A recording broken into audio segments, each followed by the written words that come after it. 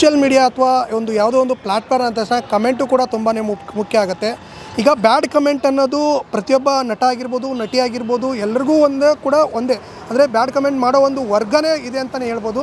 ಈಗ ರೀಸೆಂಟಾಗಿ ರಮ್ಯಾ ಅವ್ರಿಗೂ ಕೂಡ ಆಗಿತ್ತು, ಅದೇ ರೀತಿ ರೀಸೆಂಟಾಗಿ ದರ್ಶನ್ ಅವರ ಪತ್ನಿಯವ್ರಿಗೂ ಆಗಿತ್ತು. ಈಗ ನಮ್ಮ ಜೊತೆಗೆ ಮಾತಾಡೋಕ್ಕೆ ಸಂಧ್ಯಾ ನಾಗರಾಜ್ ಇದ್ದಾರೆ. ಮೇಡಮ್ ನಮಸ್ತೆ. ನೀವು ಕೂಡ ಹೆಣ್ಮಕ್ಳ ಪರ ಹೆಣ್ಮಕ್ಳ ಕಮೆಂಟ್ ಆಗಿರ್ಬೋದು ಆ ರೀತಿ ಒಂದು ಹೋರಾಟವನ್ನು ಮಾಡ್ತಾಯಿದ್ದೀರಾ. ರೀಸೆಂಟಾಗಿ ನೀವು ನೋಡಿರ್ಬೋದು ವಿಜಯಲಕ್ಷ್ಮಿಯವ್ರಿಗೂ ಕೂಡ ಕಮೆಂಟ್ ಬಂದಿತ್ತು.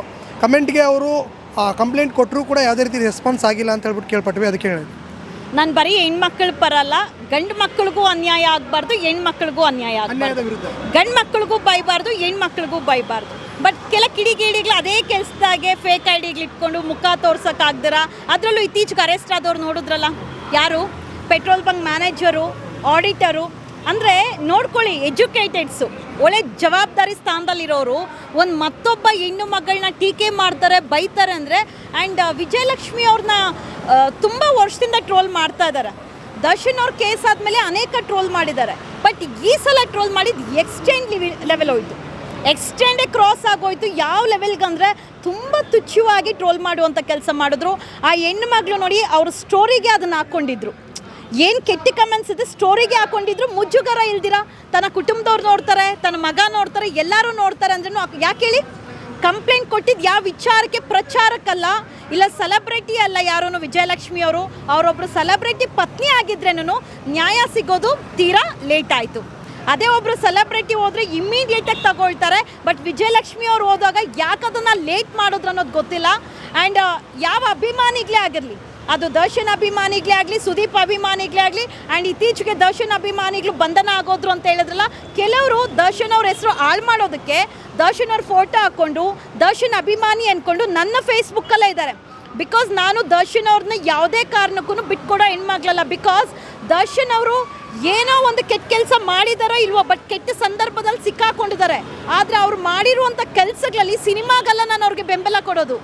ಅವರ ವ್ಯಕ್ತಿತ್ವ, ಅವರ ಮಾನವೀಯತೆ ಅನ್ನೋದಕ್ಕಿಂತ ಅವರ ಪ್ರಾಣಿ ಪಕ್ಷಿಗಳಿಗೆ, ಬಡವ್ರಿಗೆ ಸೇವೆ ಮಾಡ್ತಾರಲ್ಲ ರೀ, ಅವರು ದಾನ ಧರ್ಮ ಮಾಡ್ತಾರಲ್ಲ, ವರ್ಷಕ್ಕಂತ ಇಷ್ಟು ಕೋಟ್ಯಾಂತರ ರೂಪಾಯಿ ಸೇವೆಗಂತಲೇ ಇಟ್ಟಿದ್ದಾರಲ್ಲ, ಅದಕ್ಕೆ ನನಗೆ ಅವ್ರ ಬಗ್ಗೆ ಖುಷಿ ಇದೆ, ಹೆಮ್ಮೆ ಇದೆ. ಯಾವ ನಟರು ಮಾಡಿದ್ದಾರೆ ಹೇಳಿ ನೋಡೋಣ, ಹೇಳಿ ನೋಡೋಣ, ಯಾವ ನಟರು ಆ ಕೆಲಸ ಮಾಡಿದ್ದಾರೆ?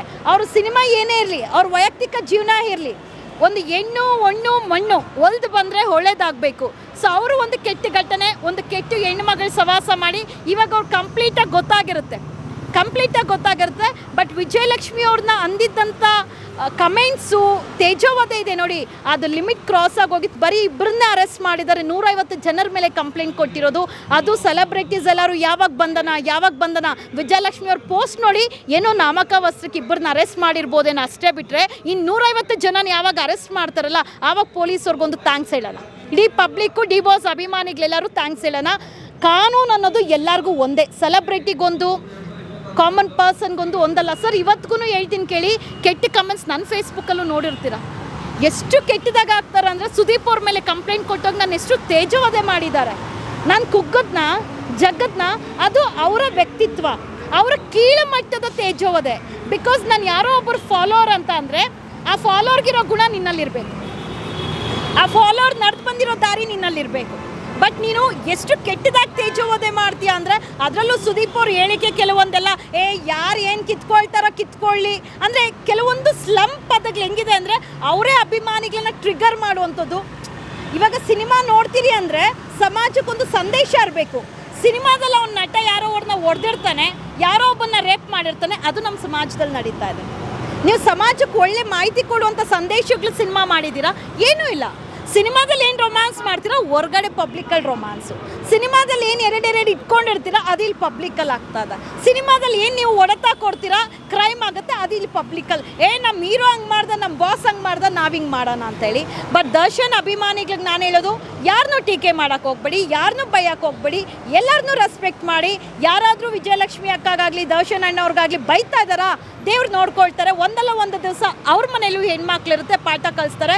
ಬಟ್ ವಿಜಯಲಕ್ಷ್ಮಿ ಅವ್ರ ಕೇಸ್ನ ಪೊಲೀಸರು ಸೂಕ್ತವಾದ ತನಿಖೆ ಮಾಡಬೇಕು, ಆ 150 ಜನನೂ ಬಂಧನ ಮಾಡಬೇಕು. ನೆಕ್ಸ್ಟ್ ಯಾರಾದರೂ ಅವ್ರಿಗೆ ಕೆಟ್ಟದಾಗೆ ಪೋಸ್ಟ್ ಆ್ಯಂಡ್ ಕೆಲವೊಂದು ಐಡೀಸಲ್ಲಿ ನೋಡಿದ್ದೀನಿ, ವಿಜಯಲಕ್ಷ್ಮಿ ಅವ್ರನ್ನ ತುಂಬ ಕೆಟ್ಟದಾಗಿ ಎಡಿಟ್ ಮಾಡಾಕಿದ್ದಾರೆ. ಅದು ಆಲ್ಮೋಸ್ಟ್ 1 ಇಯರ್ ಬಿಫೋರ್ ಹಾಕಿರೋದು. ಅಯ್ಯಮ್ಮ ಎಲ್ಲಾದರೂ ಪೊಲೀಸ್ ಸ್ಟೇಷನ್ಗೆ ಹೋಗಿದ್ದಾರಾ? ಕೇಳಿದಾರ ಯಾಕೆ ಈ ಸಲ ಹೋಗಿದ್ದಾರೆ ಅಂದರೆ ಇಲ್ಲ ಈ ಸಲ ಎಂಡ್ ಆಗ್ಬೇಕು, ಏನೋ ರಮ್ಯಾ ಕೊಟ್ಟರು ಅದಕ್ಕಂತಲ್ಲ. ರಮ್ಯಾ ಹೋದ್ರು ಇಲ್ಲ ಬೇರೆ ಯಾರೋ ಹೋದ್ರು, ಆ ಅಮ್ಮ ವಿಜಯಲಕ್ಷ್ಮಿಯವರು ಒಬ್ಬರನ್ನ ಕಾಪಿ ಮಾಡೋರಲ್ಲ, ತನ್ನ ಸ್ವಂತ ಬುದ್ಧಿ ಸ್ವಂತ ಡಿಸಿಷನ್ ಮೂಲಕ ಅವರು ಮುಂದೆ ಹೋಗುವಂಥ ಹೆಣ್ಣುಮಗಳು. ಸೊ ಯಾರೂ ಅಷ್ಟೇ ಕೆಟ್ಟ ಕಮೆಂಟ್ಸ್ ಹಾಕ್ಬೇಡಿ. ಪೊಲೀಸ್ ಕಮಿಷನರ್ ಕೇಳ್ಕೊಳ್ಳೋದು ಬರೀ ಸೆಲೆಬ್ರಿಟೀಸ್ಗೆ ಮಾತ್ರ ಕಾನೂನಿಲ್ಲ, ಕಾಮನ್ ಪರ್ಸನ್ಗೂ ಕಾನೂನಿದೆ. ಆ್ಯಂಡ್ ಸೈಬರ್ ಕ್ರೈಮ್ ಅಂತ ಇದೆ, ಎಷ್ಟು CCB ಅಂತ ಇದೆ. ಯಾಕೆ ಒಂದು ಆಧಾರ್ ಕಾರ್ಡ್ ಒಂದು ಫೇಸ್ಬುಕ್ಗಿರಬೇಕು, ಒಂದು ಆಧಾರ್ ಕಾರ್ಡ್ ಒಂದು ಇನ್ಸ್ಟಾಗ್ರಾಮ್ಗಿರಬೇಕು? ಏನಾದರೂ ಒಂದು ಕ್ರೈಮ್ ಕೇಸಸ್ ಆಗಿದೆ ಅಂದರೆ ಅದ್ರ ಬಗ್ಗೆ ಮಾತಾಡಿದ ತಕ್ಷಣ ಪೊಲೀಸವ್ರು ಕಮೆಂಟ್ ಹಾಕ್ತಾರೆ, ಅವರು ಸೈಬರ್ ಕ್ರೈಮ್ ಸೆನ್ನಿಂದ ಕಮೆಂಟ್ ಹಾಕ್ತಾರೆ, ಇದರ ಸೂಕ್ತವಾದ ತನಿಖೆ ನಡೀತಾ ಇದೆ, ಪ್ರಕರಣ ದಾಖಲು ಮಾಡಿದ್ದೀರಿ ಅಂತ. ಕೆಟ್ಟ ಕಮೆಂಟ್ಸ್ ಹಾಕೋ ಜಾಗದಲ್ಲಿ ಯಾಕೆ ಪೊಲೀಸವ್ರು ಅಲ್ಲಿ ಇಂಟರ್ಫಿಯರ್ ಆಗಬಾರ್ದು ಅಲ್ವಾ? ಕೆಟ್ಟ ಕಮೆಂಟ್ಸ್ ಎಲ್ಲೆಲ್ಲಿ ಬರ್ತಾ ಇದೆ. ಪೊಲೀಸವ್ರಿಗಿನ್ ಕಡಿಮೆ ಇಲ್ಲ ಸರ್, ಬೇಜಾನ್ ಜನ ಪೊಲೀಸರು ನಮ್ಮ ರಾಜ್ಯದಲ್ಲಿದ್ದಾರೆ. ಇನ್ನು ಎಕ್ಸಾಮ್ಸ್ ಬರ್ದಿರೋರು ಪಾಪ ಕೆಲಸ ಕೊಡ್ರಪ್ಪ ಅಂತ ಬೇಳಾಡ್ತಾ ಇದ್ದಾರೆ. ಅಟ್ಲೀಸ್ಟ್ ಇಲ್ಲಿ ಕೆಟ್ಟ ಪೊಲೀಸವ್ರು ಇದ್ದಾರಾ, ಲಾಯಕ್ ಇಲ್ದಿರೋಂಥ ಪೊಲೀಸವ್ರು ಇದ್ದಾರಾ? ಕರ್ಕೊಳ್ರಿ, ಬಡವ್ರು ಇದ್ದಾರೆ, ಕರ್ಕೊಂಡು ಅಪಾಯಿಂಟ್ಮೆಂಟ್ ಮಾಡಿ. ಸೈಬರ್ ಕ್ರೈಮ್ನ ಹೆಚ್ಚು ಸ್ಟ್ರಾಂಗ್ ಮಾಡಬೇಕು. ಕೆಟ್ಟ ಕಮೆಂಟ್ಸು ಕೆಟ್ಟದಾಗೆ ಪೋಸ್ಟ್ ಆಗ್ತಾರೋ ಪ್ರತಿಯೊಬ್ಬರು ನೋಡ್ತಾರೆ, ಬಟ್ ಪೊಲೀಸವರು ಕುತ್ಕೊಂಡು ಎಂಟರ್ಟೈನ್ ಮಾಡ್ಕೊಳ್ತಾ ಇರ್ತಾರೆ. ಈಗ ಮೇಡಮ್ ರಮ್ಯಾ ಅವರು ಕೂಡ ಲಾಸ್ಟ್ ಟೈಮ್ ಹೇಳಿದರು, ಅಂದರೆ ದರ್ಶನ್ ಅಭಿಮಾನಿಗಳು, ರಮ್ಯಾ ಅಥವಾ ಬೇರೆ ಇನ್ನೂ ಹಲವು ನಟರು ಕೂಡ ಹೇಳಿದರು, ದರ್ಶನ್ ಅಭಿಮಾನಿಗಳೇ ಜಾಸ್ತಿ ಕೆಟ್ಟದಾಗ ಕಮೆಂಟ್ ಹಾಕೋದು ಅಂತ. ನೋಡಿ, ಇಲ್ಲಿ ದರ್ಶನ್ ಅಭಿಮಾನಿಗಳೇ ಟಾರ್ಗೆಟ್ ಕೆಲವ್ರಿಗೆಲ್ಲರಿಗೂ. ಯಾಕೆ ದರ್ಶನ್ ಅಭಿಮಾನಿಗಳು ಒಳ್ಳೆಯವ್ರಿಲ್ವಾ?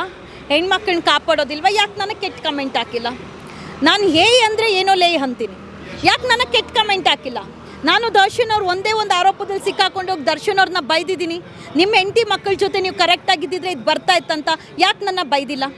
ದರ್ಶನ್ ಅಭಿಮಾನಿಗಳು ಮಾತ್ರ ಕೆಟ್ಟವರಲ್ಲ, ಅಷ್ಟು ಎಕ್ಸಾಂಪಲ್ ಬೇಕಂದರೆ ಆ ಸುದೀಪ್ ಅಭಿಮಾನಿಗಳು ಪೇಜಲ್ಲಿ ಹೋಗಿ ನೋಡಿ, ನನ್ನೇ ಎಷ್ಟು ಕೆಟ್ಟದಾಗೆ ತೇಜೋದಯ ಮಾಡಿದಾರಂತ ದಾಖಲೆ ಸಿಗುತ್ತೆ. ಎಲ್ಲರ ಅಭಿಮಾನಿಗಳು ಎಲ್ಲರಿಗೂ ಕೆಟ್ಟ ಕಮೆಂಟ್ಸ್ ಹಾಕ್ತಾರೆ, ಕೆಟ್ಟ ಕಮೆಂಟ್ಸ್ ಮಾಡೋಕ್ಕೆ ಬಂದೇ ಬರುತ್ತೆ. ಯಾವಾಗ ಅವರು ನಟರ ಬಗ್ಗೆ ಧ್ವನಿ ಎತ್ತಾರಲ್ಲ, ಆಗ ಆಟೋಮೆಟಿಕ್ ಫ್ಲೋ ಆಗುತ್ತೆ ಕಮೆಂಟ್. ಈಗ ದರ್ಶನ್ ಅಭಿಮಾನಿಗಳೇ ಕಮೆಂಟ್ಸ್ ಹಾಕಂಗಿದ್ರೆ ಅವ್ರ ಪತ್ನಿಗೆ ಕಮೆಂಟ್ಸ್ಗಳು ಕೆಟ್ಟದಾಗ ಬರ್ತಾ ಇರಲಿಲ್ಲ ಅಲ್ವಾ? ದರ್ಶನ್ ಅಭಿಮಾನಿಗಳು ನಾನು ಹೇಳ್ತೀನಿ ಕೇಳಿ, ನೀವು ರೆಸ್ಪೆಕ್ಟ್ ಕೊಡ್ತೀರಾ, ಅವ್ರು ರೆಸ್ಪೆಕ್ಟ್ ಕೊಡ್ತಾರೆ. ಬಿಕಾಸ್ ದರ್ಶನ್ ಅಭಿಮಾನಿಗಳು ದರ್ಶನ್ ಅವ್ರನ್ನ ಪ್ರೀತಿ ಮಾಡಿರೋದು, ಗೌರವಿಸೋದು ಅವ್ರು ಮಾಡಿರುವಂಥ ಕೆಲಸಕ್ಕೆ. ಏನಾದರೂ ದರ್ಶನ್ ಅಭಿಮಾನಿಗಳು ಸಿನಿಮಾ ರಿಲೀಸ್ ಆದಾಗ ಅಲ್ಲಿ ಇಲ್ಲಿ ಮೋಜು ಮಸ್ತಿ ಮಾಡ್ಕೊಂಡು ಸೆಲೆಬ್ರೇಷನ್ ಮಾಡ್ತಾರೆ. ಏನು ಮಾಡ್ತಾರೆ ಅವರು? ಅನ್ನದಾನ ಮಾಡ್ತಾರೆ, ಬುಕ್ಸ್ ಕೊಡುವಂಥ ಕೆಲಸ ಮಾಡ್ತಾರೆ, ಅವರ ಫೋಟೋನ ಆರಾಧ್ಯ ದೇವ್ರ ಥರ ಪೂಜಿಸ್ತಾರೆ. ಅಂದರೆ ಅವ್ರನ್ನ ಯಾವ ಲೆವೆಲ್ಗೆ ಇಟ್ಟಿರ್ತಾರೆ? ಬೇರೆ ಯಾವುದಾದ್ರೂ ಅಭಿಮಾನಿಗಳು ಮಾಡಿದಾರಾ? ಗರ್ಭಗುಡಿದಲ್ಲಿ ಫೋಟೋ ಇಟ್ಟು ಹೋಮ ಹವನ ಪೂಜೆ ಇದೆಲ್ಲ ಮಾಡ್ತಾರ? ದರ್ಶನ್ ಅಭಿಮಾನಿಗಳು ಕೊಳಕಾಗಿದ್ರೆ, ಕೆಟ್ಟವರಾಗಿದ್ದರೆ ದೇವರ ಪೂಜೆ ಮಾಡ್ತಾ ಇರಲಿಲ್ಲ, ದೇವರಂತೆ ಪೂಜಿಸ್ತಾ ಇರಲಿಲ್ಲ. ಅವರಲ್ಲೂ ಒಳ್ಳೆ ಮನಸ್ಸಿದೆ. ದಯವಿಟ್ಟು ದರ್ಶನ್ ಅಭಿಮಾನಿಗಳನ್ನ ಟಾರ್ಗೆಟ್ ಮಾಡೋದು ಬಿಡಿ. ಆ್ಯಂಡ್ ಯಾರು ದರ್ಶನ್ ಫೋಟೋ ಹಾಕೊಂಡೆಲ್ಲ ಕೆಟ್ಟದಾಗ ಕಮೆಂಟ್ ಮಾಡ್ತಾರೆ, ಅವರು ಯಾರೋ ವಿರೋಧಿಗಳ ಕೆಲಸ ಮಾಡ್ತಾ ಇರ್ತಾರೆ ಹೊರತು ದರ್ಶನ್ ಅಭಿಮಾನಿಗಳಲ್ಲ. ರಮ್ಯಾ ಅವರು ಮಾಡಿದ ತಕ್ಷಣ ಇಮಿಡಿಯೇಟಾಗಿ ಆ್ಯಕ್ಷನ್ ತೊಗೊಂಡ್ರು, ಬಟ್ ದರ್ಶನ್ ಅವರ ಪತ್ನಿ ಮಾಡಿದ ತಕ್ಷಣ ಯಾಕೆ ತಗೊಳ್ಳಿಲ್ಲ ಅಂತ ಅನ್ಸುತ್ತೆ ನಿಮ್ಮ ಪ್ರಕಾರ? ನ್ಯೂ ಇಯರ್ ಬಂತಲ್ವಾ ಸರ್, ಪಾಪ ಪೊಲೀಸವ್ರು ಬ್ಯುಸಿ ಇದ್ರಲ್ವಾ, ಇದೇ ಕಾರಣ ಅಲ್ವಾ ಕೊಟ್ಟಿರೋದು. ನ್ಯೂ ಇಯರ್ ಬಂತು, ಪೊಲೀಸವ್ರು ಬ್ಯುಸಿ ಇದ್ದರು, ಆಮೇಲೆ ಅದು ಮೆಟಾಕ್ ಕಳಿಸ್ಬೇಕು, ಅಲ್ಲಿಂದ ಡೀಟೇಲ್ ಬರಬೇಕು, ಅದೆಲ್ಲ ತನಿಖೆ ಆಗಬೇಕಲ್ವ. ಆ್ಯಂಡ್ ಮೋರ್ ಓವರ್ ವಿಜಯಲಕ್ಷ್ಮಿ ಅವ್ರು ಸೆಲೆಬ್ರಿಟಿ ಅಲ್ಲ sir, celebrity wife. And celebrity ಪಾಪ ಅವರೇ ಯಾವುದೋ ಕೇಸಲ್ಲಿ ಇದ್ದಾರಲ್ಲ, ಅಷ್ಟೊಂದು ಕನ್ಸರ್ನ್ ಮಾಡೋದು ಇಲ್ಲ ಅಲ್ಲ ವಿಜಯಲಕ್ಷ್ಮಿ ಅವ್ರಿಗೆ. ಯಾವಾಗ ವಿಜಯಲಕ್ಷ್ಮಿ ಅವ್ರ ಸ್ಟೋರಿದಲ್ಲಿ ಯಾವಾಗ ವಿಜಯಲಕ್ಷ್ಮಿ ಅವರು ಕಮಿಷನರ್ ಆಫೀಸ್ ಭೇಟಿ ಮಾಡುವಂಥ ಕೆಲಸ ಮಾಡಿದ್ರು? ಯಾರೂ ಬೇಡ ಸರ್, ಎಷ್ಟೋ ದೊಡ್ಡ ದೊಡ್ಡ ಮಾಧ್ಯಮಗಳಿದಾವಲ್ಲ, ಯಾಕೆ ಇದನ್ನು ಒತ್ತಡ ಮಾಡುವಂಥ ಕೆಲಸ ಮಾಡಿಲ್ಲ? ಯಾಕಿನ್ನೂ ಬಂಧಿಸಿಲ್ಲ ಅಂತ ಕೇಳುವಂಥ ಕೆಲಸ ಮಾಡಿಲ್ಲ? ವಿಜಯಲಕ್ಷ್ಮಿಯವ್ರಿಗೆ ಯಾವೊಂದು ಸಿನಿಮಾ ನಟ ನಟಿಯರು ಬೆಂಬಲ ಕೊಟ್ಟಿಲ್ಲ, ಪೈರಸಿಗೆ ಕೊಟ್ಟಿದ್ದಂಥ ಬೆಂಬಲ ವಿಜಯಲಕ್ಷ್ಮಿಯವ್ರು ಕೊಟ್ಟಿಲ್ಲ. ಇಲ್ಲ ವಿಜಯಲಕ್ಷ್ಮಿಯವ್ರ ಸ್ಟೋರಿ ನೋಡಿ ಈ ಹೆಣ್ಣು ಮಗಳಿಗೆ ಇಷ್ಟು ತುಚ್ಛವಾಗಿ ಅಂದಿರೋದು ತಪ್ಪು ಅಂತ ಯಾವೊಬ್ಬ ನಟ ನಟಿಯರು ಸಹ ಎದ್ದಿಲ್ಲ. ಅವರೆಲ್ಲ ಎದ್ದಿದ್ದು ಪೈರಸಿ. ಯಾಕ್ರಿ ನಾವು ಥಿಯೇಟರ್ಗೆ ಹೋಗಿ ಸಿನಿಮಾ ನೋಡಬೇಕು? ನಾವು ದುಡ್ಡು ಕೊಟ್ಟು ನಾವು ಯಾಕೆ ಹೋಗಿ ಸಿನಿಮಾ ನೋಡ್ಬೇಕು? ನಿಮ್ಮನ್ನು ನಾವು ಯಾಕೆ ಬೆಳೆಸ್ಬೇಕು? ಸಮಾಜಕ್ಕೆ ಏನಾದರೂ ಕೊಡುಗೆ ಕೊಟ್ಟಿದ್ದೀರಾ? ಇಲ್ಲ ನೀವು ಸಂಪಾದನೆ ಮಾಡಿರೋದು ಸಮಾಜನ ಉದ್ಧಾರ ಮಾಡ್ತಾ ಇದ್ದೀರಾ? ಬಡವರು ಪ್ರಾಣಿ ಪಕ್ಷಿಗಳಿಗೆ ಏನಾದರೂ ಸೇವೆ ಮಾಡಿಲ್ವಲ್ಲ? ಇನ್ಮೇಲೆ ನಾವು ನೋಡಲ್ಲ, ನಾವು ಸಿನಿಮಾ ಥಿಯೇಟರ್ಗೆ ಹೋಗಲ್ಲ. ಕೆಲವ್ರು ಕೇಳ್ತಾರಲ್ಲ ಸಿನಿಮಾ ಥಿಯೇಟರ್ಗೆ ಬಂದು ನೋಡಿ ಅಂತ, ನಮ್ಗೆ ಆರ್ಡರ್ ಆಗ್ತಾರಲ್ವಾ, ಯಾಕೆ ನೋಡಬೇಕು? ಏನು ಸಾಧನೆ ಇದೆ? ಬೇಡ ರೀ, ನಿಮ್ಮ ಸಿನಿಮಾ ಕುಟುಂಬದಲ್ಲಿ ಒಗ್ಗಟ್ಟಿದೆಯಾ? ಯಾರಿಗೋ ಏನೋ ಆಗ್ತಾ ಇದೆ ಅಂದರೆ ಎಲ್ಲರೂ ನಿಂತಿದ್ದೀರಾ? ಪೈರಸಿಗೆ ಬಂದಿದ್ದಂಥ ಒಗ್ಗಟ್ಟು ವಿಜಯಲಕ್ಷ್ಮಿ ದರ್ಶನ್ ಅವ್ರಿಗೆ ಆಗಿದ್ದಂಥ ತೇಜೋದೆಗೆ ಯಾಕೆ ಬಂದಿಲ್ಲ? ಯಾಕೆ ಮಾತಾಡಿಲ್ಲ? ವಿಜಯಲಕ್ಷ್ಮಿ ಅವ್ರ ಹೆಣ್ಣಲ್ವಾ? ಯಾಕೆ ಅವ್ರಿಗೇನು ಮನಸ್ಸಿರಲ್ವಾ? ಅವ್ರಿಗೆ ಆ ಕೆಟ್ಟ ಕಮೆಂಟ್ಸಿಂದ ನೋವಾಗಿರೋದಿಲ್ವಾ? ಆಗಿರುತ್ತೆ. ಬಟ್ ಎಲ್ಲರೂ ಅವಕಾಶವಾದಿಗಳು. ದರ್ಶನ್ ಅವರು ಎಷ್ಟು ಜನ ಬೆಳೆಸಿದ್ದಾರೆ. ಅವ್ರು ಕೆಟ್ಟ ಸಮಯಕ್ಕೆ ಯಾರೂ ಬಂದು ನಿಂತ್ಕೊಂಡಿಲ್ಲ. ಒಂದು ಶ್ಯೂರಿಟಿ ಕೊಡೋಕ್ಕೆ ಯಾವೊಬ್ಬನೂ ಬಂದಿಲ್ಲ. ಅದು ಬೇಡ ಸಮಾಧಾನ ಹೇಳೋಕ್ಕೆ ಯಾರೂ ಬಂದಿಲ್ಲ. ಇನ್ನು ದರ್ಶನ್ ಪತ್ನಿಗೆ ಬರ್ತಾರಾ? ಬರೋದಿಲ್ಲ. ಬಟ್ ಆಗಂತ ಅಭಿಮಾನಿಗೆ ಯಾರು ಕೈ ಬಿಡೋದಿಲ್ಲ. ಅವ್ರಿಗಂತ ಫಾಲೋಸ್ ಏನಿದ್ದಾರೆ, ದರ್ಶನ್ ಅವ್ರು ಸಂಪಾದನೆ ಮಾಡಿರೋಂಥ ಫಾಲೋಸು ಅವ್ರ ಪ್ರಾಣ ಹೋದ್ರೂ ಅವ್ರ ಜೊತೆ ನಿಂತಿರ್ತಾರೆ. Okay madam, thank you. Thank you.